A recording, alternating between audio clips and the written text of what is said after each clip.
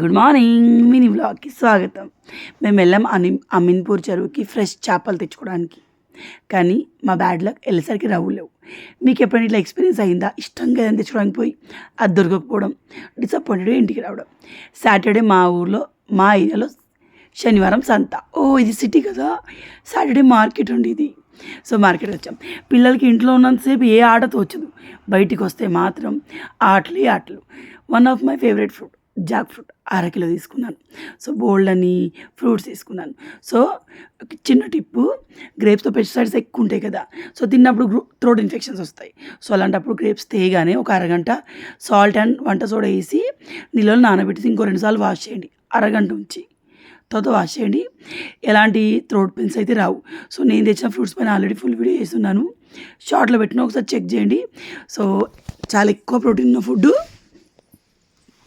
జామకాయ అనమాట. మిస్ చేయకుండా తినండి. మన మిడిల్ క్లాస్ వాళ్ళకి బడ్జెట్ ఫ్రెండ్లీ ఫ్రూట్ అనమాట. సో ఇక్కడ నేను తెచ్చుకున్న ఫ్రూట్స్ అన్నీ. ఆ తర్వాత నేను ఏదైనా పని చేస్తున్న పిల్లలు ఎవరో ఒకరు నాతో ఉంటారు. అది చూడండి, ఫన్నీగా హ్యాపీగా ఉంటుంది. తర్వాత గ్రేప్ జ్యూస్ చేశాను, హ్యాపీని నేను చక్కగా తాగేస్తాను. సో ఈవినింగ్ పడుకునేటప్పుడు, నైట్ పడుకునేటప్పుడు ఇల్లు ఇట్లా ఉంటే ఎంత హ్యాపీగా ఉంటుందో. సో ఒకడు కాకుండా ఒకడు వీడు, అమ్మ నువ్వు పని చేస్తున్నావు కదా, నేను ఇక్కడే ఉంటాను. ఫుల్ వ్లాగ్ పెట్టున్నాను, చెక్ చేయండి ఒకసారి యూట్యూబ్లో.